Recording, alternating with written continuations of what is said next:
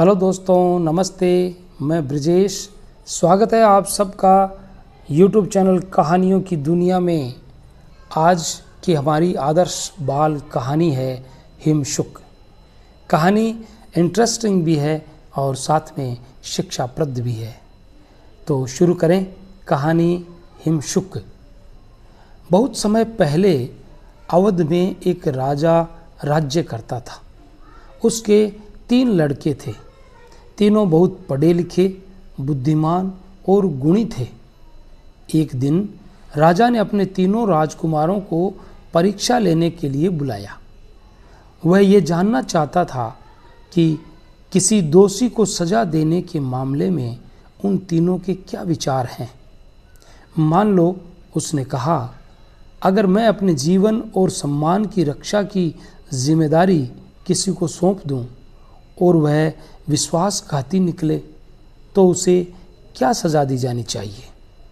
सबसे बड़े लड़के ने कहा, ऐसे आदमी की गर्दन फौरन धड़ से अलग कर देनी चाहिए। दूसरे लड़के ने कहा, मेरा भी यही विचार है, ऐसे आदमी को मृत्युदंड ही मिलना चाहिए। उसके साथ किसी तरह की दया माया नहीं दिखानी चाहिए। तीसरा लड़का चुप बैठा रहा। क्या बात है मेरे बेटे? राजा ने उससे पूछा। तुम कुछ नहीं बोले, तुम्हारा क्या विचार है? महाराज, छोटे राजकुमार ने कहा, यह सच है कि ऐसे कसूर की सज़ा मौत के सिवा और कुछ नहीं हो सकती, लेकिन सज़ा देने से पहले ये बात साफ साफ और पूरी तरह से साबित हो जानी चाहिए कि वह सचमुच ही दोषी है। यानी तुम्हारे विचार से ऐसा न किया गया तो निर्दोष आदमी भी मारा जा सकता है? राजा ने पूछा। हाँ, राजकुमार ने जवाब दिया, ऐसा हो सकता है। उदाहरण के लिए मैं आपको एक कहानी सुनाता हूँ। ऐसा कहकर राजकुमार ने ये कहानी सुनाई। कहानी, विदर्भ देश के राजा के पास एक अनोखा तोता था। उस तोते का नाम हिमशुक था। वह महल में पालतू पक्षी की तरह रहता था। हिमशुक बड़ा चतुर था। वह कई भाषाओं में बात कर सकता था। बुद्धिमान इतना था कि अक्सर राजा भी महत्वपूर्ण मामलों में उसकी राय लिया करता था। हिमशुक पिंजरे में नहीं रहता था। वह अपनी इच्छा के अनुसार आज़ादी से घूमता रहता था। एक दिन सवेरे वह महल से उड़कर जंगल की ओर निकल गया। वहाँ संयोग से उसकी भेंट अपने पिता से हो गई। तुमसे मिलकर मैं कितना प्रसन्न हुआ हूँ, उसके पिता ने कहा। तुम्हारी माँ भी तुमसे मिलकर इतनी ही प्रसन्न होगी। क्या तुम 2-4 दिन के लिए घर नहीं आ सकते? घर आने की तो मुझे भी बड़ी इच्छा थी, हिमशुक ने कहा, मगर इसके लिए मुझे राजा से अनुमति लेनी पड़ेगी। महल वापस आकर हिमशुक ने राजा से घर जाने की आज्ञा मांगी। शुरू में तो राजा उससे जाने देने के लिए राजी नहीं हुआ। वह हिमशुक को बहुत मानता था और अपने से अलग नहीं करना चाहता था, पर अंत में वह मान गया। उसने हिमशुक को घर जाने की अनुमति दे दी। तुम घर जाकर अपने माँ बाप के साथ कुछ दिन बिता सकते हो, राजा ने हिमशुक से कहा, लेकिन जितने जल्दी हो सके लौट आना। बहुत अच्छा महाराज, हिमशुक ने खुश होकर कहा, मैं 15 दिन बाद वापस आ जाऊंगा। इसके बाद हिमशुक अपने पिता के पास गया और वे दोनों साथ साथ उड़ते हुए घर की ओर रवाना हुए। इतने वर्षों बाद अपने प्यारे बेटे हिमशुक को देखकर उसकी माँ बहुत खुश हुई। एक पखवाड़े तक अपने माँ बाप के साथ रहने के बाद हिमशुक ने उनसे कहा, मेरे ये दिन अपने प्रियजनों के साथ बड़े ही सुख से बीते हैं, मगर अब मुझे जाना होगा। राजा मेरी राह देख रहे होंगे। हिमशुक के माँ बाप उसके इतने जल्दी जाने की बात सुनकर उदास हो गए, परंतु वे उसे रोक नहीं सके। हिमशुक ने राजा से वादा किया था कि वह 15 दिन में लौट आएगा। हम राजा के लिए कोई उपहार भिजवाना चाहते हैं, हिमसुक के पिता ने कहा, लेकिन समझ में नहीं आता कि कौन सी चीज़ भिजवाएं। हिमसुक के माता और पिता दोनों ही इस बात पर विचार करने लगे कि राजा को देने लायक उपहार क्या हो सकता है। कुछ देर सोचने के बाद हिमसुक के पिता ने कहा, आहा, मैं समझ गया कि राजा के लिए सबसे अच्छा उपहार क्या हो सकता है। यहाँ से दूर एक पहाड़ी पर अमर फल का पेड़ है। जो कोई उसका फल खा लेता है वह कभी नहीं मरता और हमेशा जवान रहता है। मैं वहाँ जाकर एक फल तोड़ लाता हूँ, तुम वह फल राजा को दे देना। इतना कहकर हिमसुक का पिता उड़ा और कुछ समय बाद जादुई अमर फल लेकर लौट आया। उसने वह फल हिमसुक को दे दिया। फल लेकर जब हिमसुक राजा के महल की ओर रवाना हुआ तो शाम हो चली थी। थोड़ी ही देर में सूरज डूब गया और चारों ओर रात का घना अंधकार छा गया।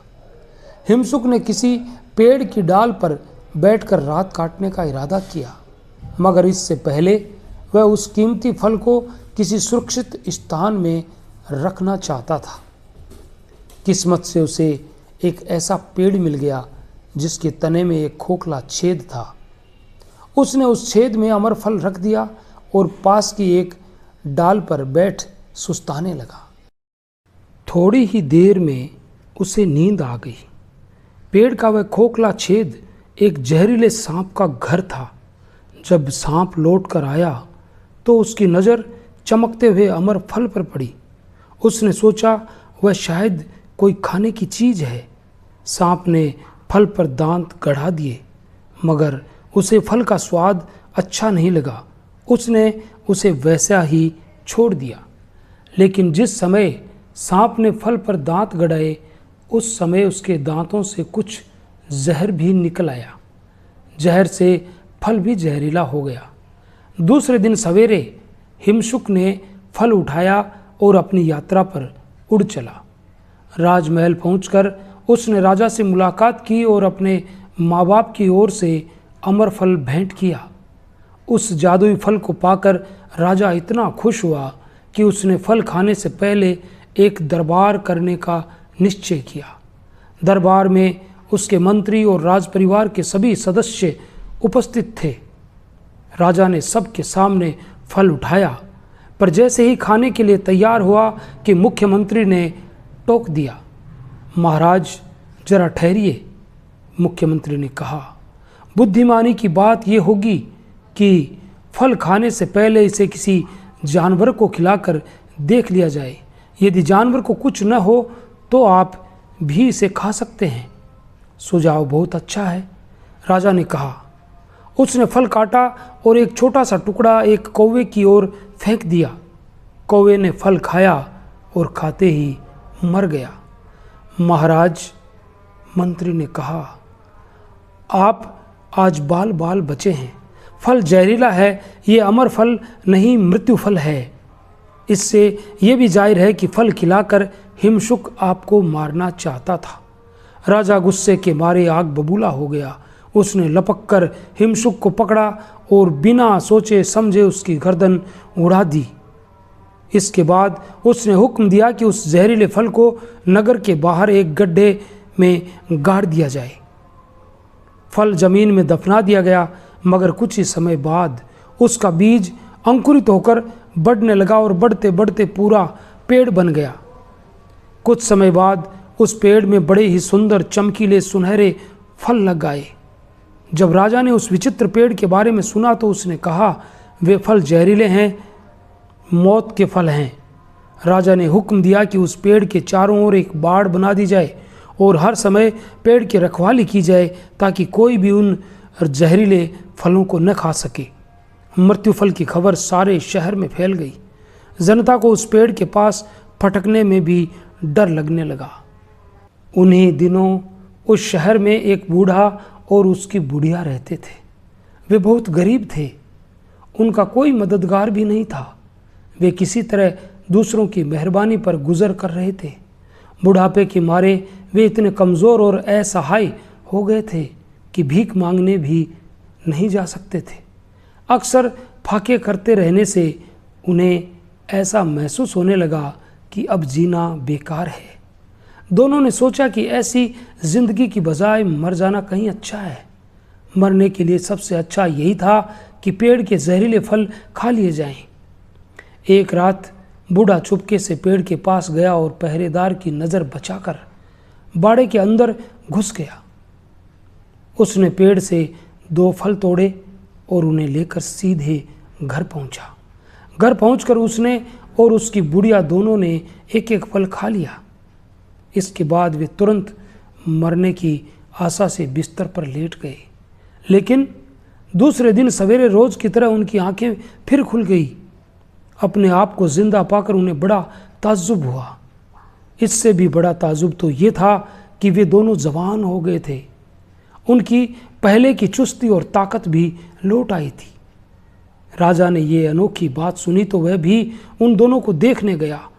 उन्हें सचमुच ही जवान देखकर वह दंग रह गया। अब जाकर उसकी समझ में आया कि हिमशुक जो फल लाया था वह असली अमर फल था। उसे अपनी जल्दबाजी पर अपने प्यारे तोते को बेकसूर मारने पर बेहद अफसोस होने लगा। इसलिए मैं कहता हूँ, छोटे राजकुमार ने आगे कहा, कि किसी को सजा देने से पहले इस बात का पूरा पूरा पता लगा लेना जरूरी है कि वह सचमुच अपराधी है या नहीं। राजा अपने तीसरे लड़के की बातें सुनकर इतना प्रसन्न हुआ कि उसने उसे युवराज यानी अपना उत्तराधिकारी बना लिया। ये एक छोटी सी आदर्श बाल कथा कैसी लगी आपको? अगर कहानी पसंद आई तो हमारे चैनल को सब्सक्राइब अवश्य कीजिएगा और कमेंट बॉक्स में कमेंट करके हमें भी बताइएगा, सुझाव ज़रूर दीजिएगा।